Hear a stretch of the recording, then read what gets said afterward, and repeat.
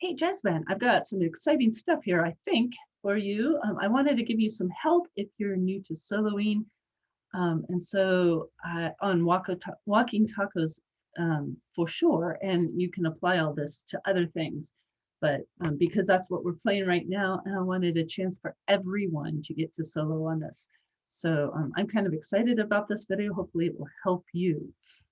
So grab your music because I want you to be able to follow along with what I'm saying and look. So this is Walking Tacos and look at measures 41 through 57. That's the solo section of it.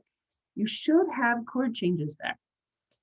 It's in my part, it says that the chord changes are in every part. So the chord changes are just the names of the chord that's going underneath what the rhythm section is playing, right? And so this means that we can open it up for everyone to have a chance to solo in the song.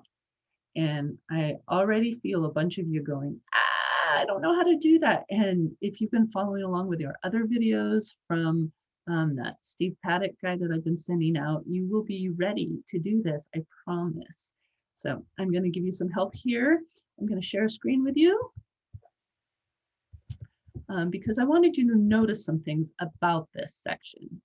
Okay, I'm going to be talking in concert pitch just so that I don't have to say a million chord names. You will need to transpose for your instrument if you are not a C instrument. So altos, tenors, and trumpet players, you have it in your part in your key. But I wanted you to notice that there is a pattern to this. Yay for patterns, because that means that we can memorize it easily. All there is in this section is a D7 chord for 4 measures, followed by a C7 chord for 4 measures. And that's it. You just repeat that for 16 measures, and that's your solo. Okay, that's one of the wonderful things about Latin style is they just repeat the same vamp over and over a lot of the time. Yes, eagle-eyed people will see that sus next to the D7 and the C7 a couple times. And yes, that does change the chord, but we're going to ignore that for now. The rhythm section knows what they're doing with that. And a few of the rest of you do also, you understand what that means next to a chord. But if you're just starting out and you're following along with the lessons that we've been doing together in class, ignore it. It will be just fine without that on there. So just pretend like that's not there for now. Don't get all freaked out about it. And just treat the chord as a 7th chord and it will work just fine. So this means that you only need to know and understand the 2 chords to solo in the song. Anyone can use 2 chords, right? Yes, even me.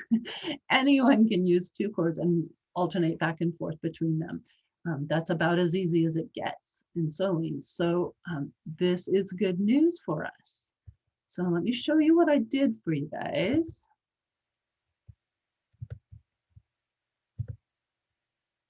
Okay, so what I did was recreate the rhythm section for the solo section in Walking Tacos, and then just gave you the chords outlined in your key even, and you don't even have to transpose, just for a few measures, and then I figured since it repeats, you can figure it out from there. Rhythm section, all I did was pretty much just do it exactly like what's in the score. The drum set pattern I took from that other Latin video I showed you guys, and then I added claves because why not? And the rest of it is just exactly like in the score. So, and then I muted all of the solo instruments here so that you don't hear it, but you can see the chords moving, but you don't hear it in the recording of it. So this time through, all you have to do is notice with your ear when the chord changes. So here we go. It didn't start again at the beginning. Let me do that again for you. Tell it to start at the beginning. So notice when the chord changes.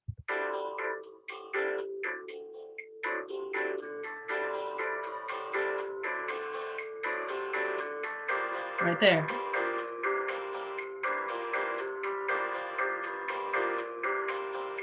Here we go back to D.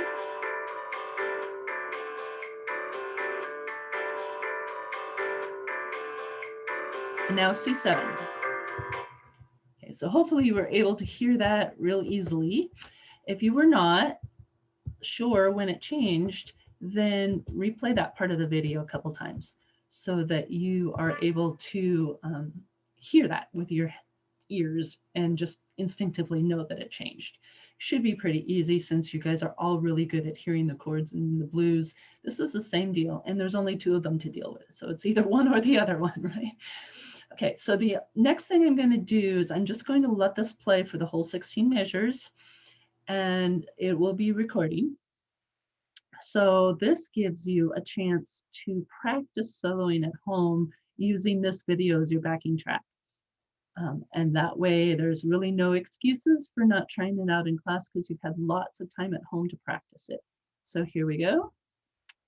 This is again the solo section of Walking Tacos.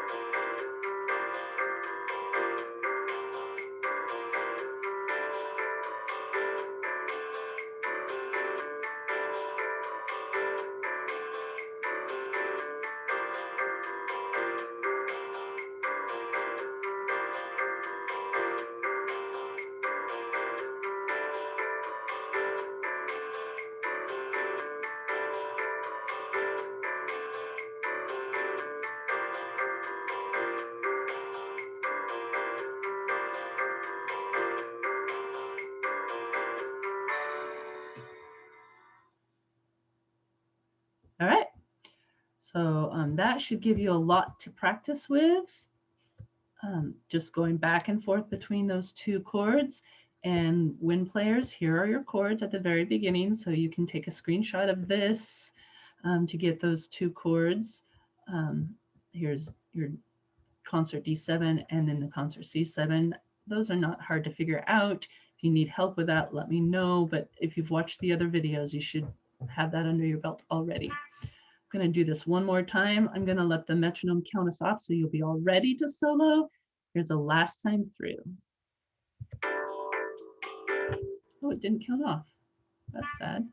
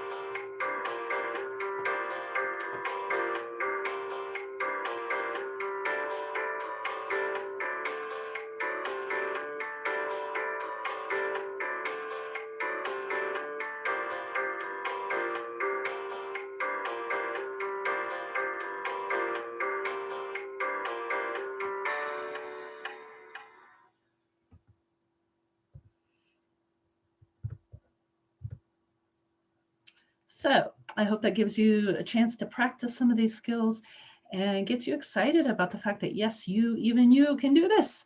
And if you're already excited about soloing, it gives you a chance to do it a little bit more often. And if you have questions, let me know. Otherwise, I'm kind of excited that it was such an easy pattern for you guys to start out with. And I will see you next time we're in class. Happy Latin!